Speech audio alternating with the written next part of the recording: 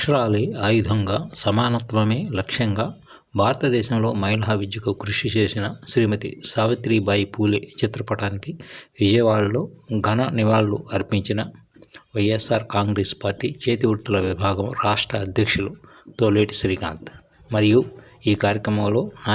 నాయి బ్రాహ్మణ కార్పొరేషన్ మాజీ డైరెక్టర్ మల్కాపురం కనకారావు, ఎన్టీఆర్ జిల్లా బీసీ సంఘం మహిళా అధ్యక్షురాలు చుండూరి సత్యవతి, నగర బీసీ మహిళా అధ్యక్షురాలు నెల్లూరు లక్ష్మీ చైతన్య, కుసుమ, పద్మ ప్రభుత్వలు పాల్గొన్నారు. ఈ సందర్భంగా వైఎస్ఆర్ పార్టీ రాష్ట్ర చేతివృత్తుల విభాగం రాష్ట్ర అధ్యక్షులు తోలేటి శ్రీకాంత్ మాట్లాడారు. ఈరోజు మరి భారతదేశ ఆధునిక విద్యారంగంలో మొట్టమొదటి మహిళా ఉపాధ్యాయునిగా మరి మన దేశానికి సారథ్యం వహించినటువంటి సావిత్రిబాయి పూలే గారి జయంతి సందర్భంగా ఇక్కడ విచ్చేసిన అందరికీ కూడా పేరు పేరున కూడా నమస్కారాలు తెలియజేసుకుంటూ, అదేవిధంగా వారికి మనందరి తరపున కూడా ఘన నివాళులు ఈ సందర్భంగా కూడా అర్పిస్తాము. మరి మనందరికీ కూడా తెలుసు,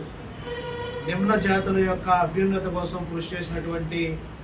మహాత్మా జ్యోతిరావు పూలే గారి సతీమణిగా వారు సమాజంలో మహిళలకి విద్య ద్వారానే అభివృద్ధి, సంక్షేమం సాధ్యమవుతుందని నమ్మినటువంటి సిద్ధాంతానికి అనుగుణంగా మరి వారి భార్య సావిత్రిబాయి పూలే గారికి మరి విద్యని నేర్పించడం, తద్వారా ఆమె మొదటి మహిళా ఉపాధ్యాయునిగా మరి మన దేశంలో ఎంతోమంది మహిళలకి మరి విద్య నేర్పించడం కానీ, మరి అదేవిధంగా 1848 జనవరి 1వ తేదీన మరి